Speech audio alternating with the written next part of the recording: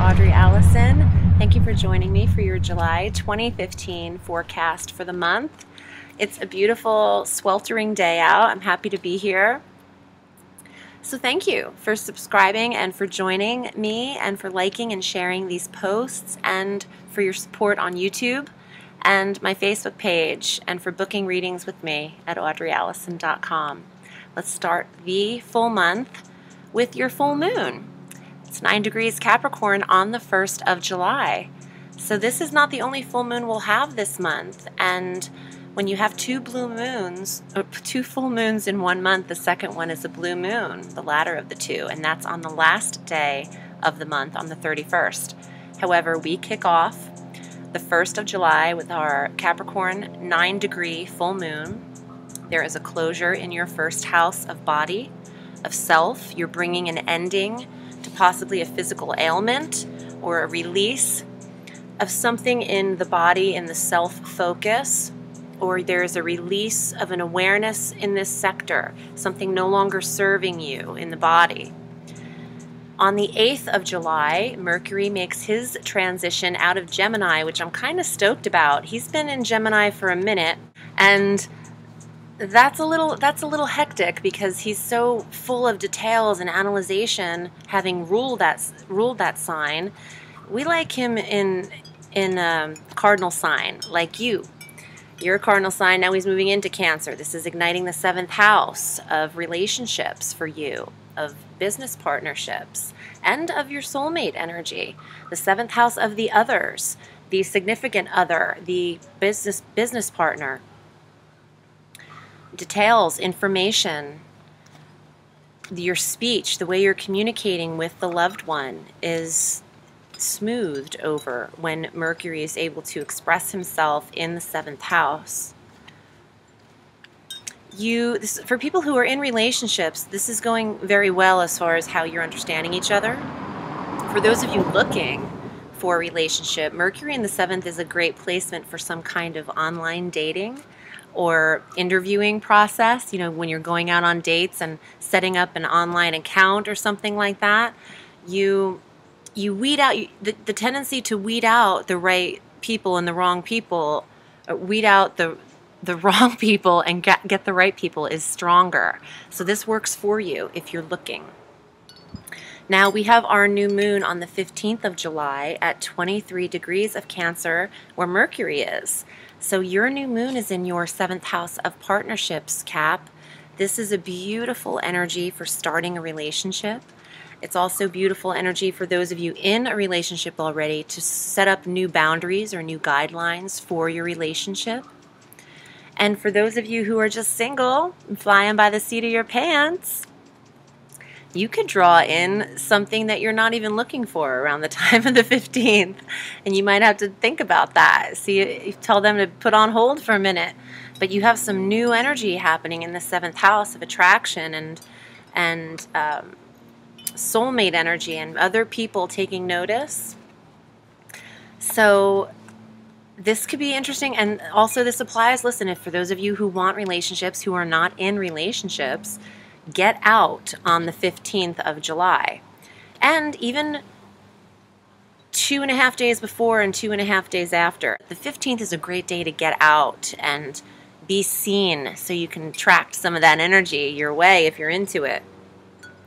Now on the 22nd of July, the Sun meets up with Jupiter and enters Leo. And then Mercury a day later on the 22nd is like, listen, I want to come along. So, and Venus is there. So there's a whole party in your 8th house of intimacy, your 8th house of sex and shared resources, and the 8th house of settlements and property, investment, estates, wills, inheritances. Deep, intense house, the 8th house. And you've got Jupiter expanding this area. You know, you might be drawn to the investigating sides of mystery and things that can't be naturally explained or readily explained, you know, the occult, the things that, you know, have a lot of mystery and intensity surrounding them. You could be drawn to those types of things right now. You could find that you're watching detective movies a lot on television as well, or documentaries, because the 8th house is very mysterious and investigative and ruled by Scorpio naturally, and they love their detective work. So you have the sun, where the sun is, that's where your focus is in the 8th house. Mercury, Venus, Jupiter, a lot of personal planets are taking over the western sector, and by the end of the month, half of them will be retrograde. But Mercury's not one of them, because we've gotten through that already. So this is magnificent. Your intimacy level, Capricorn, you're opening up. You know, maybe this is not astrology.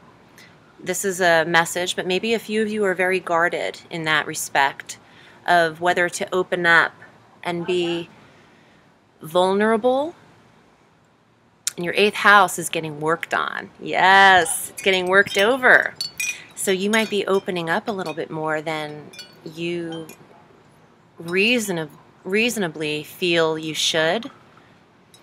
Go for it. Go with this energy, because it's working with you right now. So if you feel different, like you don't really want to express your feelings to your partner, and you're wondering why you always are now feeling this desire to, you're being prodded in this 8th house to open up with Mercury there and really let your feelings out. So, you know, giddy up, go with it. Venus is almost going to enter Virgo at the 0-degree mark on the 25th, but then she retrogrades. She's not quite done with Leo. So she'll retrograde on the 25th through the 6th of September in Leo, going direct there on the 6th, remaining in there until October 8th. This is all about this 8th house. So you're getting a lot of review in the style and technique of how you are being intimate, who, you know, what and with whom you're choosing to express this information to. It's going to apply differently to everybody. Now on the 26th, Uranus is retrograding. Also in a cardinal sign. Uranus is in Aries, like you are, Capricorn.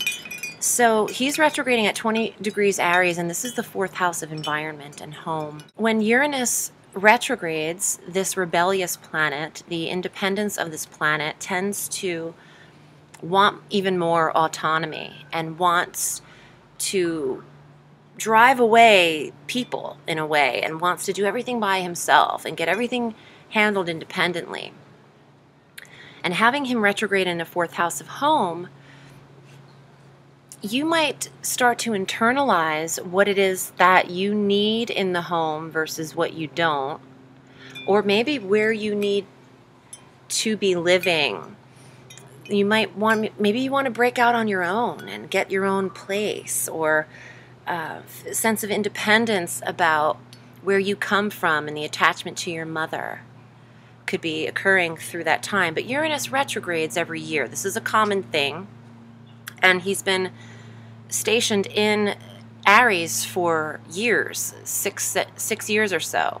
So, and having gone retrograde once a year for half the year at a time, this is not a foreign review for you, but it's something about the environment and the mother that will come up again, and maybe you'll feel the need to break free now, because just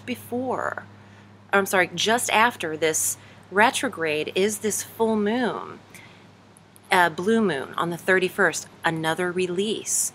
And this is at 7 degrees of Aquarius. This is the 2nd house of self-worth and possessions and money. There's a full ending here, and a blue moon is a very special time to, bring in an awareness, but to illuminate what really needs to be seen. And this is in your money sector. So there could be a rebudget, a realignment, a reinvestigation, an illumination. Something is coming to an end, and for some reason I feel like it's attached to this home environment too. But I want to get to the cards, Cappy, and see what they say. We'll read up on them. And as usual, if you'd like to book with me, I'm at audreyallison.com. And I might have to take these readings inside, babies, because it is hot as Hades out here. And I'm just sitting here, you know, drip melting like the good witch. So, all right, let's see what happens for Capricorn. And you can book with me at audreyallison.com if you'd like a personal reading with me. But for Capricorn, let's see what information I can get for you from these cards and from other sources. Well, I'm sorry. The Ten of Swords, you know, I can't help but think about this fourth house of Mother. For those of you Capricorns who have lost or dealing with a death or a suffering of a loss of a loved one, this full moon that starts the month could be your release. And you know, I said the full moon that starts the month, and this is the ace, the 1. So on 7-1 in Capricorn, it's the release of this. Well, let's continue with some of the cards. Wow. Okay, so 3 of Swords. Some Capricorns, all of these are swords cards. I don't mind the Ace of Swords because that's victory and that's accomplishment. But these are not my favorites. But this is just sadness and a sorrow. Those of you could have had something happen to you 3 times. 3 times a lady. Okay, let's see. All right, 7 of Coins, transformation, building up to the heart chakra. All of the 7 chakras need to be aligned. Capricorn, any of you guys consider doing some chakra work? This is, okay, let me just take it here. This is huge, very positive for an outcome card. It's money, it's the earnings that you want, but it's also transformation. It's the obelisk. The obelisk, obelisk, is what this statue is. And in order to reach the pinnacle, the sun, right now you're here. I think you're stuck on the heart. See the hearts on these cards? You're stuck on the heart right now in this process, and you're working on it because your 7th house and your 8th house are working on the heart. But what they really want is the victory of the release of this. And the attachment that you are creating, Capricorn. You are creating this as you create every single one of your days. Nothing is happening to you. You're creating it. Life is responding to you, not happening to you. So if you're stuck on something, a mindset, a loss, a sense or a mode of grief, a continual phrasing that says, this always happens to me. Well, hey, listen, if you're going to put that out there and things are always going to be blah, blah, blah, negative, then that's exactly what you're going to keep manifesting. The universe is matching your life. So change your phrasing, and you won't get stuck on the heart. You'll go up to the sun. Change your phrasing and how things always happen to you. Or, you know, oh, I'm hearing a lot of negative talk. Oh, I'm used to this because life just doesn't work out for me like that. Or it must be nice to be them because that kind of stuff never happens to me. That kind of talk is working against you in a really big way.